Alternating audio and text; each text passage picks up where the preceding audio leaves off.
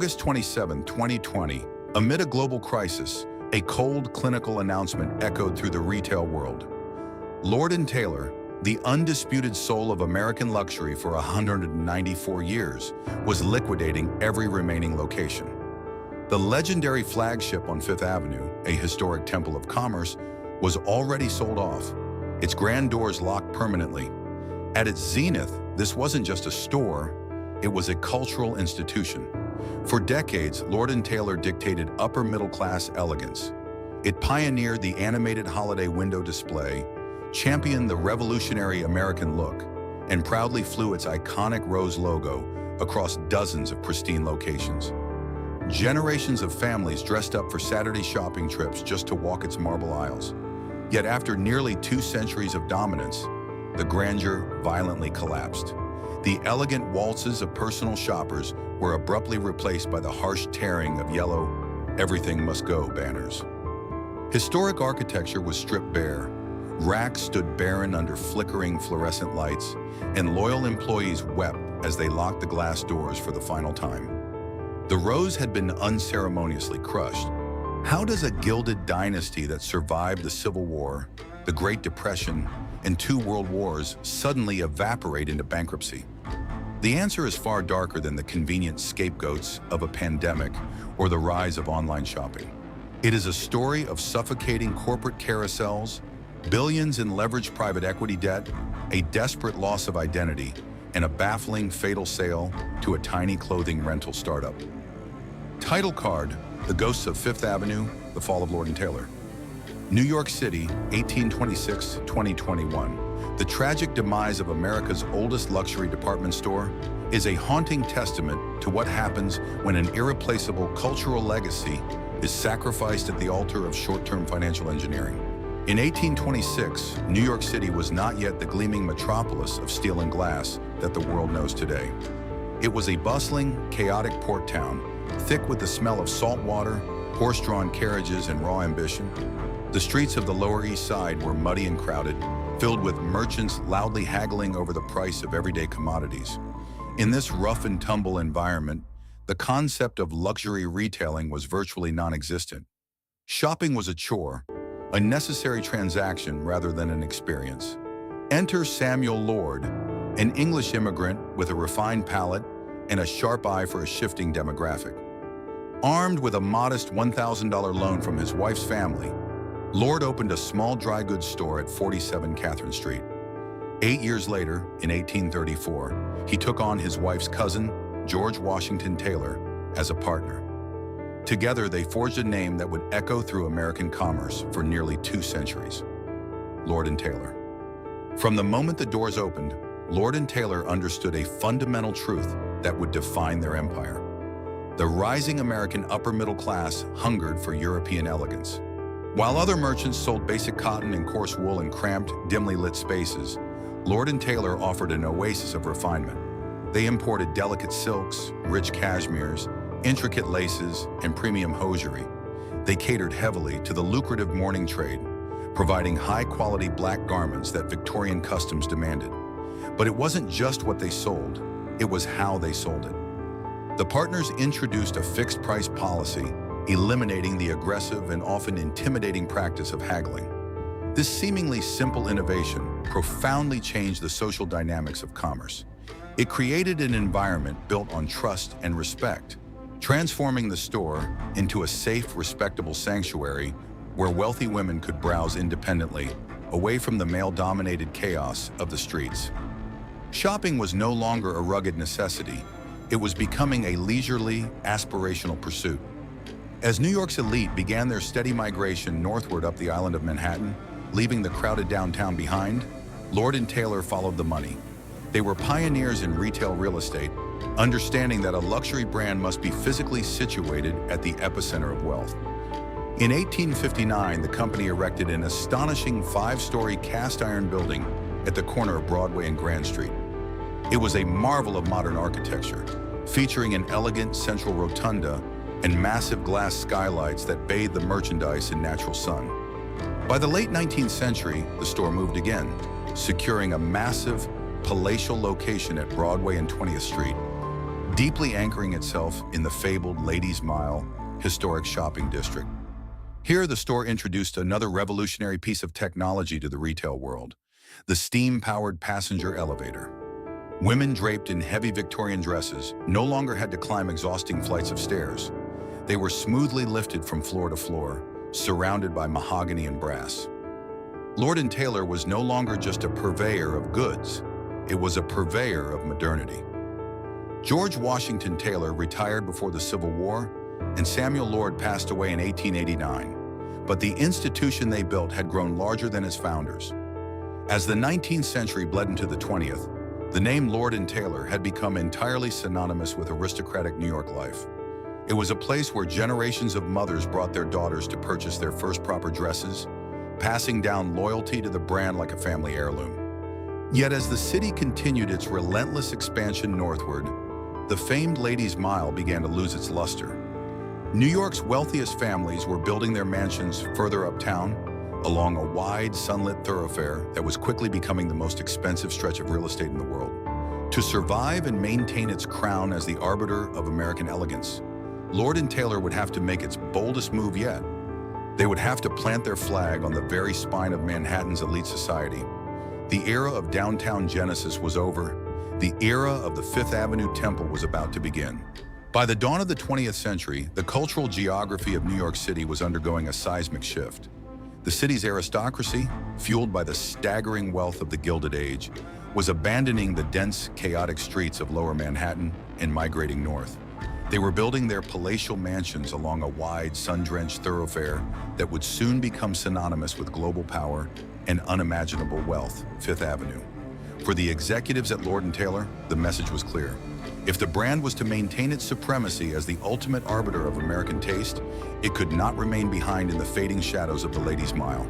It had to plant its flag at the very heart of this new millionaire's row.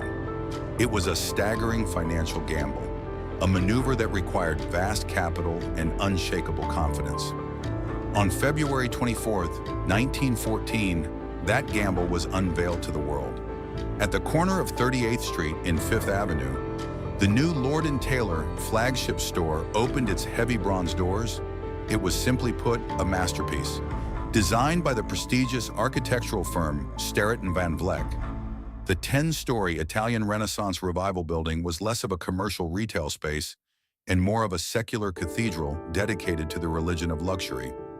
Its facade was a breathtaking expanse of gray limestone and speckled brick, crowned by a magnificent, soaring copper cornice.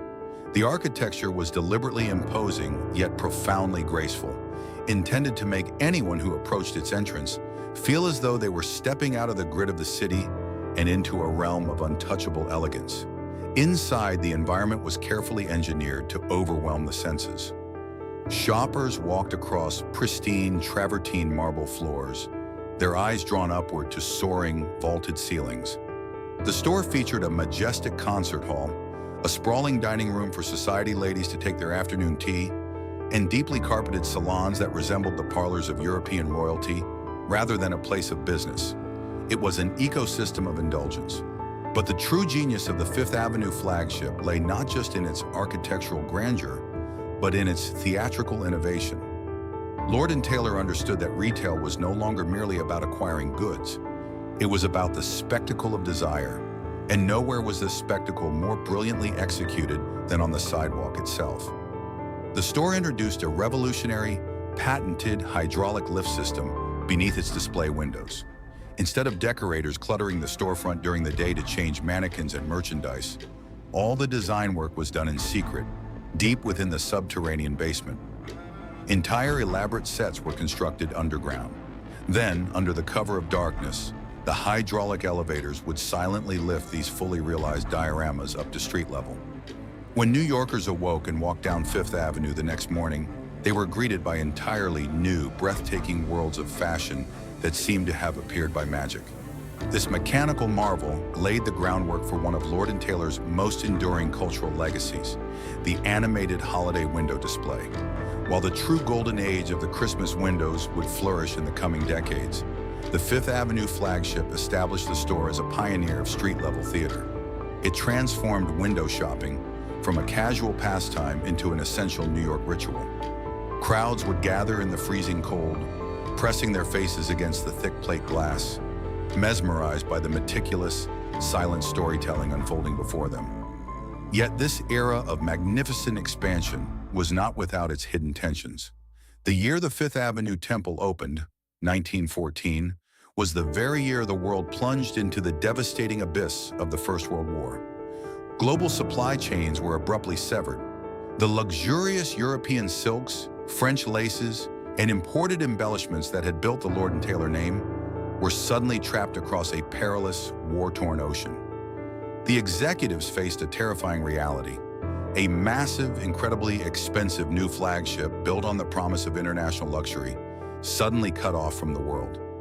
It was a crisis that could have easily bankrupted the company right out of the gate. But within this suffocating pressure lay the seeds of an unexpected revolution.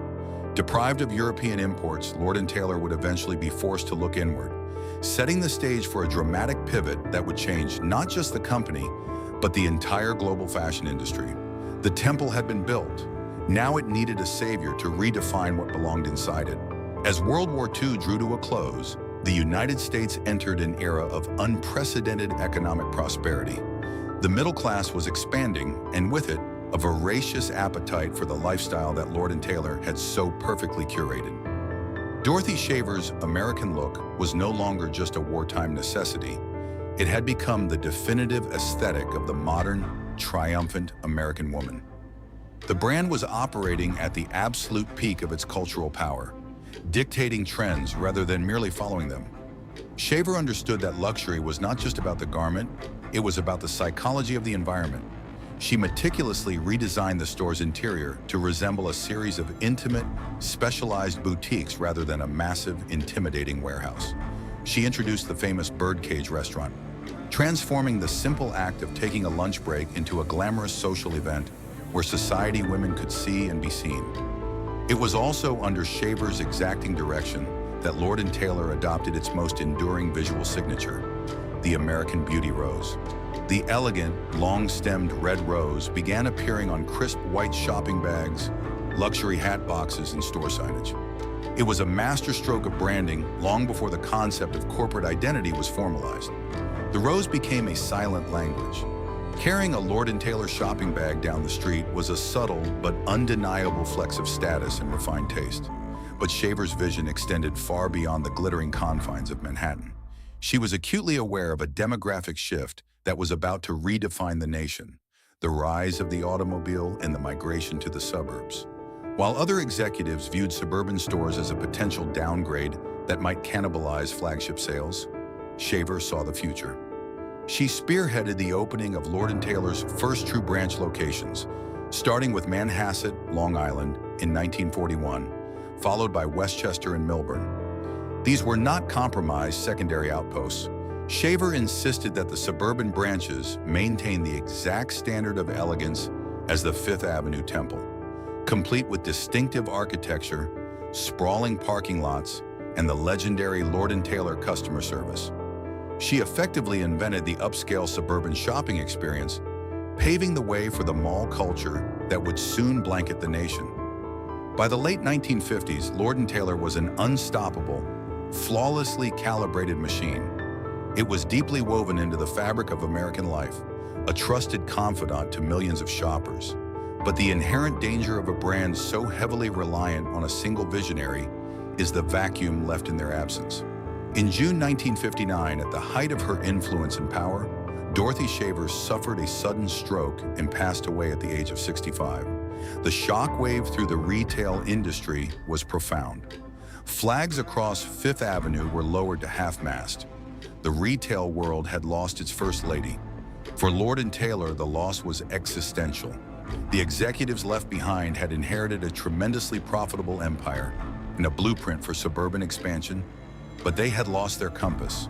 Shaver had possessed an almost supernatural intuition for balancing mass appeal with exclusive luxury. As the turbulent 1960s loomed on the horizon, bringing radical shifts in youth culture, fashion, and consumer habits, Lord & Taylor found itself standing at a precarious crossroads.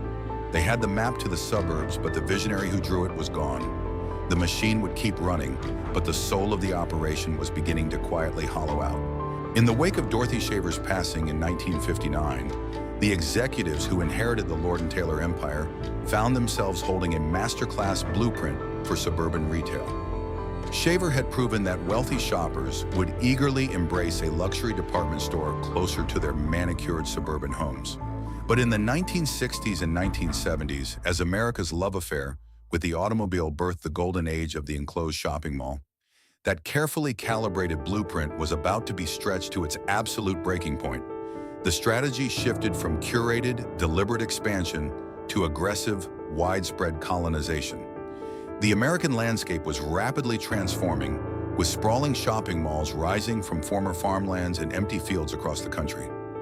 Developers desperately needed prestigious anchor tenants to attract affluent shoppers to these new concrete monoliths, and the Lord & Taylor name, with its illustrious history and the cultural weight of its American beauty rose, was the ultimate prize. Sensing a historic opportunity for revenue, the company embarked on a relentless march beyond its traditional northeastern stronghold. They pushed down into the affluent suburbs of Washington, D.C., expanded into the Sun Belt of Florida and Texas, and planted their flag in the sprawling metropolitan areas of the Midwest. By the 1980s, the map of Lord & Taylor locations had multiplied drastically. On paper, the financial ledgers looked robust.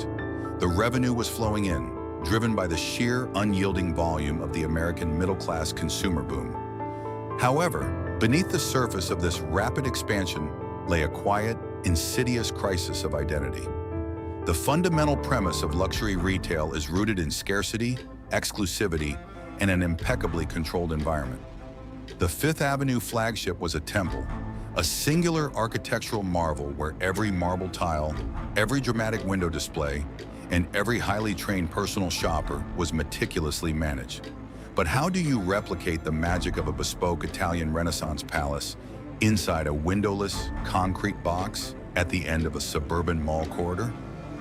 The short answer is you cannot.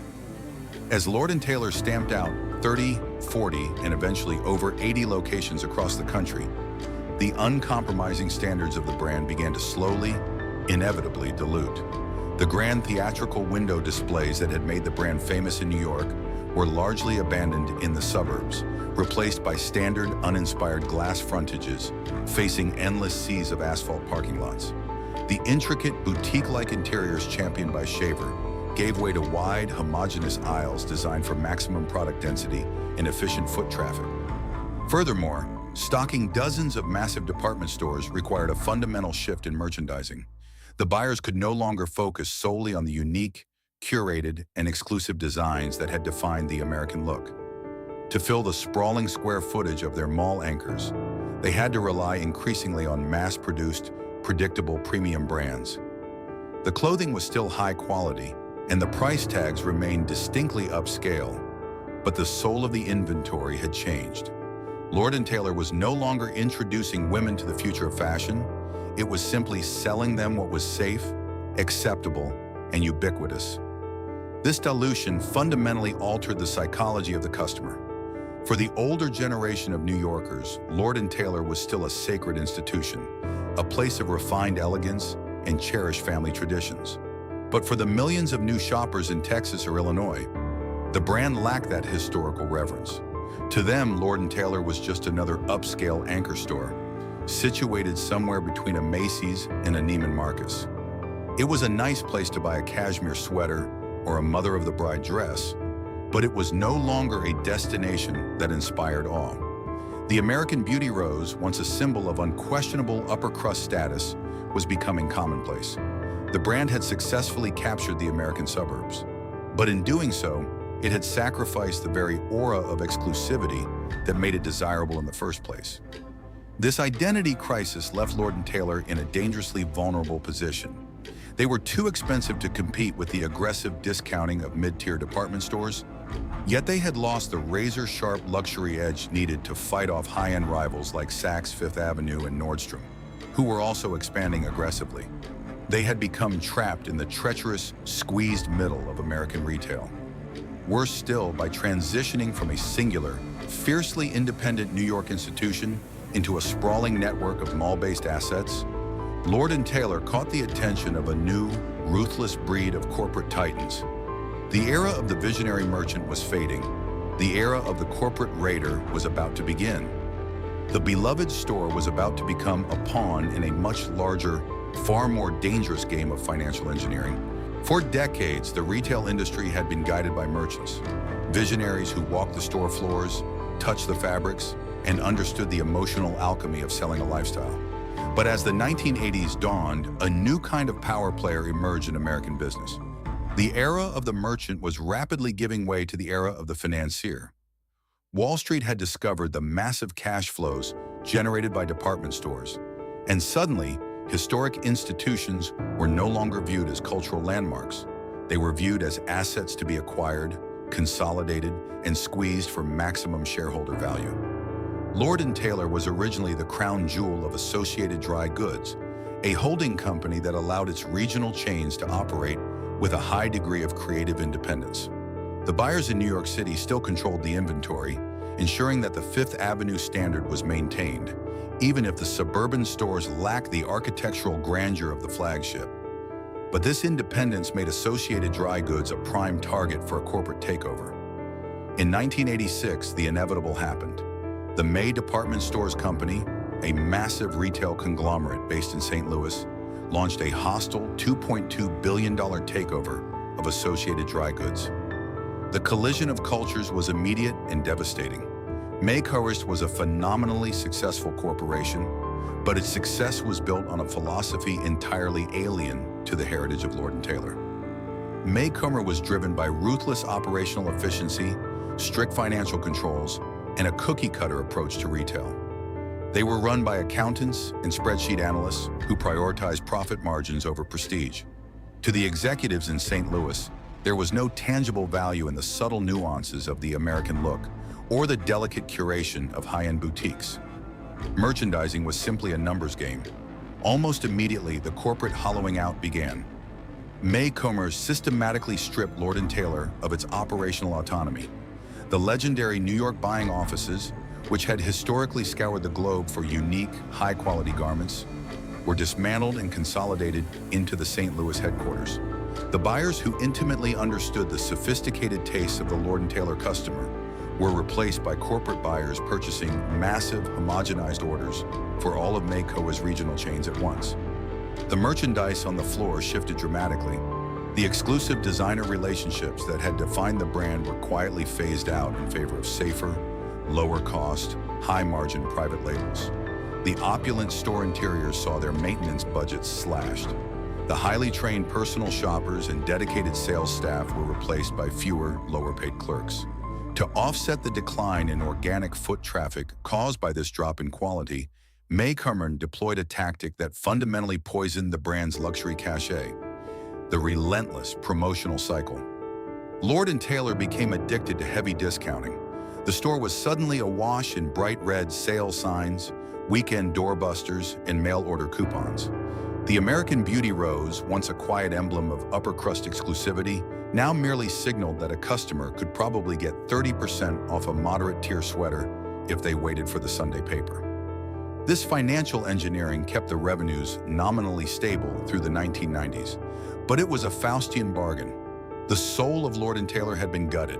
It was surviving purely on the lingering momentum of its historic name, operating as a ghost ship in the crowded sea of middle-market retail. But the corporate carousel had not yet stopped turning. By the early 2000s, the department store sector was shrinking, threatened by the rise of big-box discounters and the nascent threat of e-commerce. To survive, the giants began eating each other. In 2005, Federated Department Stores, the massive parent company of Macy's and Bloomingdale's, acquired the May Department Stores Company for $11 billion. Overnight, Lord & Taylor found itself entirely orphaned. Federated executives looked at their newly acquired portfolio and immediately recognized a glaring redundancy. They already had Macy's to serve the American middle class, and they had Bloomingdale's to capture the luxury market. Lord & Taylor, battered by 2 decades of Maycomer's cost-cutting and discounting, was stuck awkwardly in the middle. Neither cheap enough for bargain hunters, nor prestigious enough for the elite. It was an unprofitable, redundant middle child. Federated wasted no time. They aggressively shuttered dozens of underperforming Lord & Taylor locations across the country, unceremoniously retreating from the very markets the brand had spent the 1970s conquering. For the stores that remained, Federated announced their intention to sell the brand entirely. By 2006, the realization set in across the retail landscape. Lord & Taylor was no longer a prized asset. It was a burden. The company had been chewed up by the corporate machine, stripped of its uniqueness, and spat out when it no longer fit a spreadsheet algorithm. Yet the next chapter would prove to be even more treacherous. The brand was not being sold to another retailer who might attempt to restore its former glory. Instead, Lord & Taylor was about to be handed over to a new class of owner, one that would leverage the historic company to the hilt and set the stage for its ultimate destruction. In 2006, when Federated Department Stores decided to purge Lord & Taylor from its portfolio, a dark new chapter in American retail history officially began. The 180-year-old brand was not sold to a rival retail conglomerate, nor was it handed to a visionary fashion merchant. Instead, it was acquired for $1.2 billion by NRDC Equity Partners, a private equity and real estate investment firm. This transaction marked a fatal shift in how Lord & Taylor was governed. To the mechanics of private equity, a historic department store is rarely viewed as a cultural legacy to be preserved. It is a financial equation to be optimized. The new owners, led by Richard Baker, saw something far more valuable than designer apparel or luxury cosmetics: the massive, untapped real estate value hidden beneath the physical stores. The acquisition was executed as a classic leveraged buyout. The firm borrowed heavily to purchase the company and then transferred that immense debt directly onto Lord & Taylor's own balance sheet. A fashion empire that once prided itself on prestige and stability woke up shackled to hundreds of millions of dollars in debt. From day one under the new ownership, instead of investing capital into modernizing the brand, Lord & Taylor was racing against the clock simply to generate enough cash to pay the interest. By 2008, NRDC acquired the Hudson's Bay Company, HBC, North America's oldest retail chain, and folded Lord & Taylor underneath its massive corporate umbrella. Initially, there were fleeting glimpses of hope. Executives promised a return to the golden days, attempting to reverse the heavy discounting of the Makerman era and bringing premium brands back to the sales floors. However, the brutal financial reality quickly crushed any late-stage revival. The enormous debt acted as a suffocating vice. Simultaneously, the e-commerce revolution was radically altering consumer behavior. While competitors like Nordstrom were pouring billions into digital infrastructure and seamless online experiences, Lord & Taylor, starved of capital, had no resources to make that vital leap. Their website remained clunky, outdated, and years behind the industry standard. As core retail revenue steadily plummeted and mall traffic evaporated, HBC's true strategic priority was laid bare: real estate monetization. The sprawling suburban stores were no longer viewed as retail sanctuaries. They were financial collateral. The ultimate symbolic betrayal of the brand's legacy occurred in late 2017. The magnificent Fifth Avenue flagship, the architectural temple built in 1914, the birthplace of Dorothy Shaver's American look, the stage for nearly a century of magical Christmas windows, was put on the market. In a deal that stunned the New York retail establishment, HBC sold the iconic building to WeWork, a hyper-inflated co-working startup, for $850 million. It was the final indignity. The luxurious marble and mahogany interiors that had once hosted American high society were destined to be gutted to make way for ping-pong tables, kombucha taps, and shared office desks. Lord & Taylor attempted to maintain a severely shrunken retail footprint on the bottom floors, but a cathedral of luxury cannot survive being partitioned into a basement novelty. Sales in the amputated space collapsed, and the historic bronze doors of the flagship were locked forever in early 2019. With the Fifth Avenue flagship gone, the very heart of Lord & Taylor stopped beating. The brand had sacrificed its soul to solve a debt crisis manufactured by its own owners. What remained was a collection of rudderless suburban locations, drifting blindly into the final fatal storm. In the summer of 2019, the 38 remaining Lord & Taylor locations existed in a state of suspended animation. Stripped of their Fifth Avenue home, the sprawling suburban stores were an empire without a capital.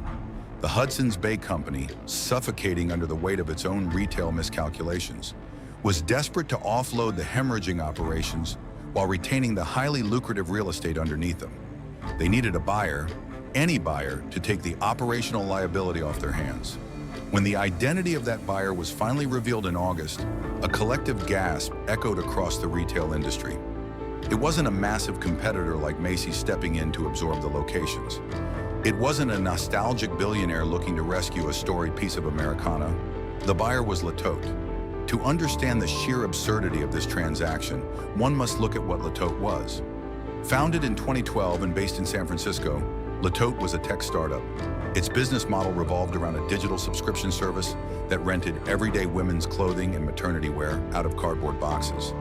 They had virtually no physical retail footprint, zero history in luxury merchandising, and a fraction of the revenue of the company they were purchasing. It was a staggering David swallows Goliath scenario, except David had absolutely no idea how to digest Goliath. The financial terms of the deal reflected pure, unadulterated desperation from the sellers. Latote agreed to acquire the Lord & Taylor brand, its inventory, and its retail operations for a mere $100 million, comprising $75 million in cash and a $25 million promissory note. To put that catastrophic devaluation into perspective, HBC had sold the Fifth Avenue flagship building alone for $850 million just 2 years prior. A 193-year-old institution, the pioneer of the American look, was being sold off for the price of a modest Silicon Valley seed round. Furthermore, HBC retained ownership of the real estate, meaning Latote was essentially buying the name, the aging inventory, and the staggering burden of running massive, deteriorating mall anchors. The startup's executives immediately took to the press, pitching a techno-utopian vision of synergy. They believed they could drag the aging department store into the digital era by introducing rental subscription drop-off kiosks inside the physical Lord & Taylor locations.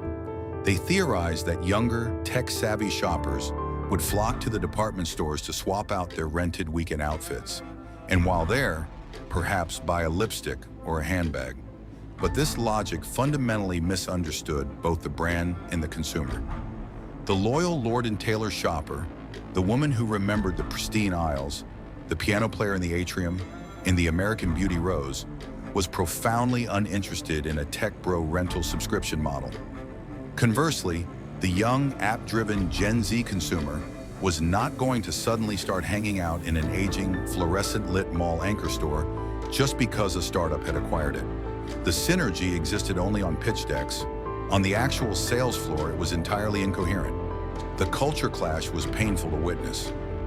Legacy employees, many of whom had spent decades meticulously folding cashmere and building personal relationships with clients, now found themselves on erratic conference calls with Silicon Valley tech executives who viewed clothing not as an emotional purchase, but as software as a service. The disconnect was total. As the autumn of 2019 wore on, the physical stores continued to visibly deteriorate. With the new parent company stretched impossibly thin on capital, there were no funds for meaningful renovations. Displays grew stale. The merchandising mix became even more disjointed, a confusing blend of traditional department store clearance items and Latote's rental returns. The brand was no longer a trendsetter. It was a confused experiment in retail Frankensteinism. The transaction officially closed in November 2019. Latote's leadership proudly proclaimed that they had saved Lord & Taylor from the brink and were charting a bold, disruptive new course for the 2020s. They believed they had outsmarted the traditional retail establishment, but the harsh reality was that a heavily indebted, inexperienced startup had just strapped itself to a sinking ship with massive overhead costs. They possessed no margin for error, no deep cash reserves, and no institutional retail knowledge to weather a sudden downturn. They thought they were buying a stepping stone to dominance. Instead, they had unwittingly purchased a front-row ticket to their own destruction. Because unbeknownst to the tech executives in San Francisco and the weary store clerks in New York, the greatest storm in modern economic history was gathering just over the horizon, and it was about to wipe the slate entirely clean. In early 2020, Lord & Taylor was already a patient on life support. sustained only by the naive optimism of its new Silicon Valley owners. The company possessed zero margin for error. It required a flawless, uninterrupted stretch of economic stability to even attempt the massive turnaround Latote had promised. Instead, it collided with a black swan event that brought the entire planet to a standstill. In March 2020, the COVID-19 pandemic swept across the United States. State governments issued unprecedented lockdown orders, immediately classifying department stores as non-essential businesses. Overnight, the 38 remaining Lord & Taylor locations went completely dark. The sprawling parking lots emptied, the massive glass doors were padlocked, and the carefully arranged spring collections sat untouched in the silent, unlit aisles. For healthy retailers, the lockdowns were a severe financial blow. For Lord & Taylor, they were a fatal severing of the carotid artery. Latote's business model, which relied on a steady stream of subscription revenue and physical foot traffic to cross-sell merchandise, evaporated instantly, while competitors pivoted rapidly to curbside pickup and leveraged their robust e-commerce infrastructures. Lord & Taylor was paralyzed. They had no cash reserves to weather a prolonged shutdown, and their online presence was fundamentally ill-equipped to handle the sudden, massive shift to digital shopping. For months, the store sat dormant, bleeding cash in the form of unmet rent obligations and depreciating inventory. The tech executives who had boldly proclaimed they would revolutionize the department store format were now completely silent, trapped in a catastrophic financial nightmare. The dam finally broke on August 2, 2020. In a federal court in Richmond, Virginia, Lord & Taylor and its parent company, Latote, filed for Chapter 11 bankruptcy. Initially, there was a faint, desperate illusion that the brand might emerge from the proceedings in a restructured, downsized form. The company announced plans to close 19 stores and attempt to salvage the remaining half. But the retail environment was too toxic, the debt too crushing, and the brand's relevance too faded. There were no white knights waiting in the wings, no rival retailers looking to absorb the footprint. The math simply did not work. Just 3 weeks later, on August 27th, the fatal decree was handed down. The restructuring plan was abandoned. Lord & Taylor announced that it would liquidate all 38 remaining locations. The 194-year-old institution was going out of business entirely. The legal machinery of corporate death moved with cold, mechanical efficiency. Liquidation firms, the undertakers of the retail world, were brought in to squeeze the last remaining pennies from the corpse. Joint ventures led by Hilco Merchant Resources and Gordon Brothers took control of the inventory. They were not merchants, they were liquidators. Their only objective was to empty the buildings as fast as humanly possible. Suddenly, the elegant, cursive Lord & Taylor logos that adorned the store facades were overshadowed by obnoxious, blaring yellow and black signs. Store closing. Everything must go. Nothing held back. The psychological whiplash was profound.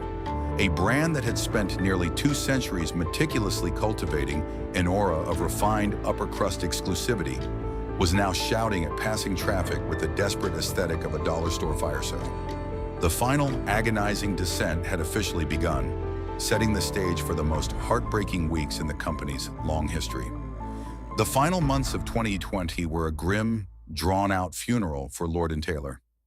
As the liquidation sales dragged on through the fall and into what should have been the magical holiday season, the physical decay of the stores mirrored the brand's financial collapse. There were no animated window displays, no towering Christmas trees, and no festive cheer. There were only massive, glaring banners screaming, "Nothing held back."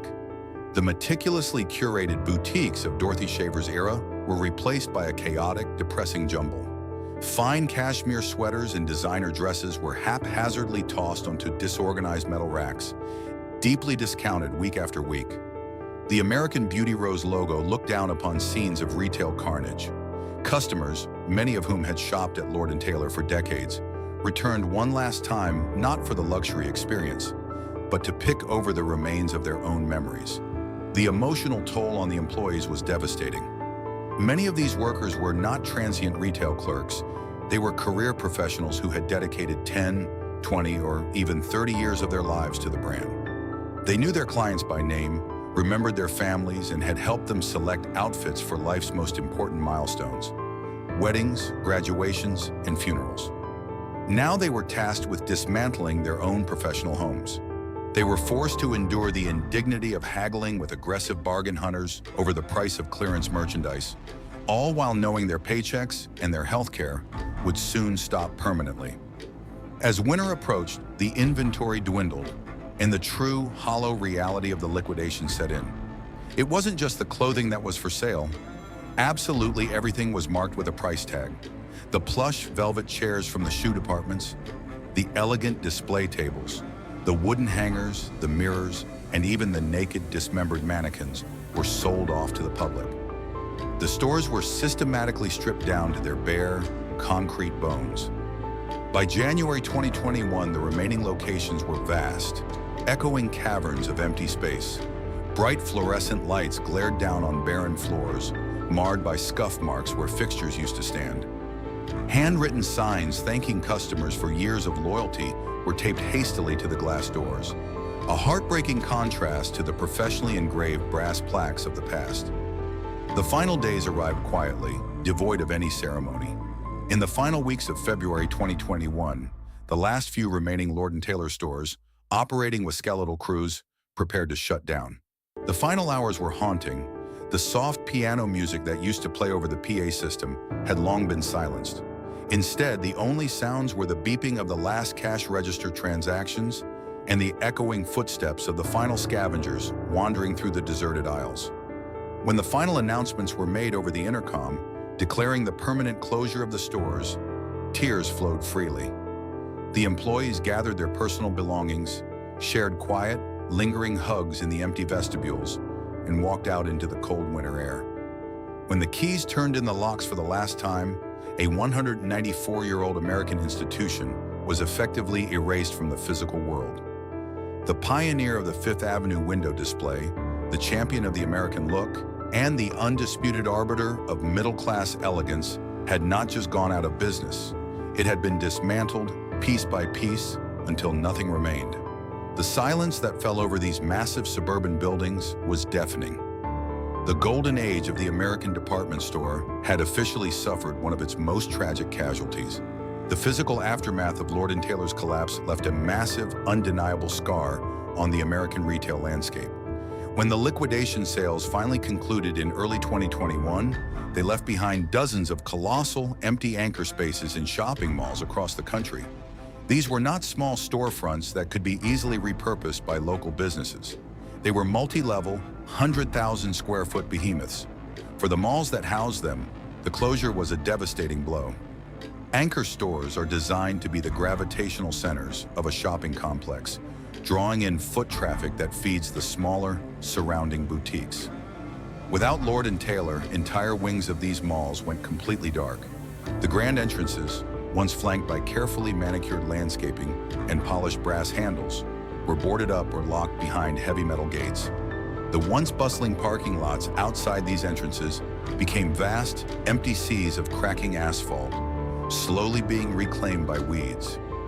The physical ghost of Lord & Taylor loomed large over the American suburbs, a haunting monument to a retail apocalypse. Yet in the modern corporate era, a brand rarely dies a true final death. Even when the physical structures are abandoned and the employees are dismissed, the intellectual property, the name, the logos, the digital infrastructure, and the customer databases retains a residual, marketable value. In October 2020, during the darkest days of the bankruptcy proceedings, the disembodied soul of Lord & Taylor was put on the auction block. The winning bidder was the Stati Group, a New York-based investment firm that specialized in acquiring distressed retail brands and pivoting them to e-commerce. The price to acquire the intellectual property of America's oldest luxury department store was a mere $12 million. To put that into perspective, the brand was acquired for less than the cost of a luxury penthouse in Manhattan. The Stati Group's strategy was straightforward. Strip away the massive overhead of physical real estate, eliminate the thousands of retail employees, and leverage the historical prestige of the Lord & Taylor name to sell goods strictly over the internet. In April 2021, just weeks after the last physical store locked its doors, LordandTaylor.com quietly relaunched. The website featured modern web design, a curated selection of apparel, and prominently displayed the iconic American Beauty Rose logo. To a casual internet browser, it appeared as though the brand had seamlessly transitioned into the digital age. Executives at the Stati Group spoke optimistically about a new era for the historic retailer, unburdened by the brick-and-mortar anchors of the past. But this digital rebirth presented a profound philosophical question for the loyal customer base. What exactly is a department store without the store? For nearly 2 centuries, the magic of Lord & Taylor was never strictly about the clothing itself. It was about the environment in which the clothing was sold. It was the thrill of walking past the animated Christmas windows on Fifth Avenue. It was the hushed elegance of the fitting rooms, the scent of expensive perfume wafting through the cosmetics department, and the personalized face-to-face service of a dedicated sales clerk who remembered your family. It was an experience that engaged all the senses. The new digital iteration of Lord & Taylor offered none of that. It was reduced to a grid of JPEG images on a glowing screen, indistinguishable from thousands of other e-commerce websites. The American Beauty Rose, once a symbol of upper-class physical presence and architectural grandeur, had been flattened into a tiny pixelated header at the top of a web page. While the digital storefront allowed the brand name to technically survive the bankruptcy, it felt less like a resurrection and more like a corporate taxidermy. The body was gone, the physical heart had stopped beating, and only the skin remained, stretched over a digital framework. The true, irreplaceable essence of Lord & Taylor, the physical sanctuary of American elegance, had vanished forever, leaving behind only an online ghost wandering the endless aisles of the internet. Even though the massive brick-and-mortar footprint of Lord & Taylor has been completely wiped from the map, its ghost continues to linger over the American retail industry.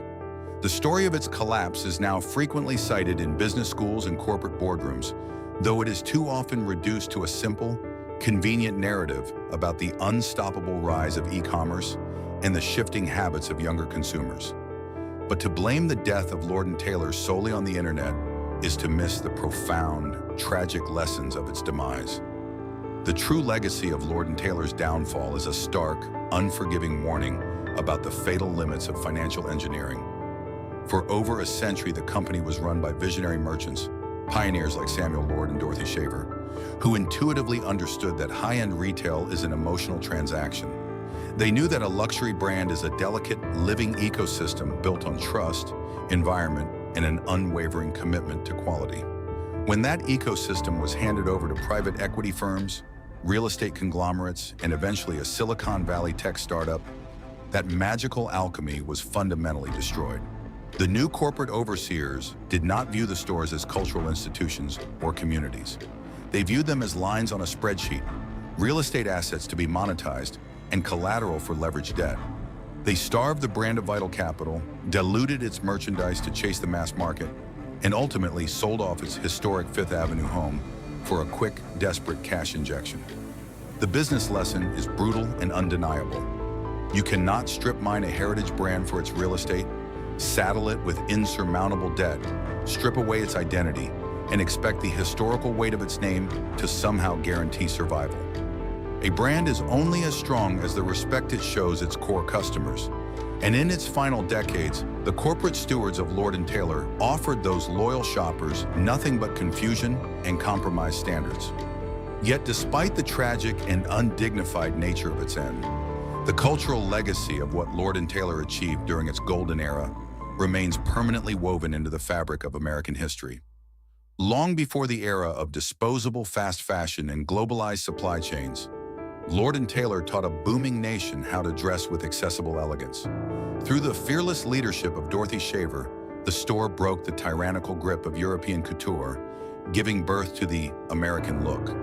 It proved that homegrown designers could stand shoulder to shoulder with Paris, and it championed the modern American woman, creating fashions that were not just beautiful, but practical, dynamic, and liberating. Moreover, Lord & Taylor helped invent the modern theater of retail. The animated holiday window displays that began on Fifth Avenue did not just sell merchandise. They provided free, magical storytelling to millions of people, becoming an essential, deeply cherished tradition for generations of families. The store transformed the simple act of buying a winter coat or a first prom dress into an event, a milestone. a cherished memory. For the millions of shoppers who grew up carrying those crisp white shopping bags adorned with the American Beauty rose, the collapse of Lord & Taylor is not just the loss of a place to buy clothes. It is the loss of a physical connection to their own family histories. It represents the fading of an era when shopping was a communal, elegant, and aspirational pursuit, rather than a solitary, algorithmic transaction on a glowing smartphone screen. Today, the sprawling suburban anchor stores may sit empty, awaiting demolition or redevelopment, and the magnificent Fifth Avenue Temple may have been carved up for office space. But the cultural imprint of Lord & Taylor cannot be liquidated. It survives in the archives of fashion history, in the global success of the American design industry, and most importantly, in the fond, nostalgic memories of the people who once walked its pristine marble aisles. The physical petals of the American Beauty rose may have withered and fallen away, but the standard of elegance it introduced to the world will never truly fade. The collapse of Lord & Taylor is not simply a convenient cautionary tale about the internet destroying traditional retail. It is a much deeper, more tragic story about what happens when the soul of a brand is systematically stripped away by those who only understand numbers, not people. For nearly 2 centuries, Lord & Taylor understood that shopping was fundamentally an emotional experience, a delicate alchemy of beautiful architecture, impeccable service, and a sense of belonging. They didn't just sell garments, they curated memories. They provided the elegant backdrop for Saturday trips with mothers and daughters, the thrill of finding the perfect holiday outfit, and the quiet dignity of carrying a beautifully wrapped box adorned with a red rose. But in the end, the American Beauty rose was crushed under the weight of leveraged buyouts, massive corporate debt, and a desperate loss of identity. The financial engineers who dismantled the empire believed that a historic name alone was enough to keep the registers ringing, even as they hollowed out the very luxury experience that made the name valuable in the first place. They learned, far too late, that a legendary brand can indeed evaporate, even if millions of people once loved it. When those giant illuminated signs were finally taken down from the suburban malls, and when the heavy bronze doors on Fifth Avenue were locked for the last time, what vanished was not just a department store. It was a cherished piece of American consumer culture, a fading era when retail was a theatrical event and the customer was a respected guest, not just a digital data point. Businesses must live by their ability to adapt, but they die slowly when they sacrifice their identity to satisfy a spreadsheet. If you grew up walking those pristine aisles, marveling at the legendary Christmas windows, or if you simply remember the thrill of carrying that iconic white shopping bag, we want to hear your story. Please share your favorite Lord & Taylor memory in the comments below. What did this historic store mean to you and your family? Thank you for watching this journey through retail history. If you enjoyed this documentary, please hit the like button, subscribe to the channel, and turn on notifications so you never miss another deep dive into the rises and falls of America's most iconic brands. Until next time.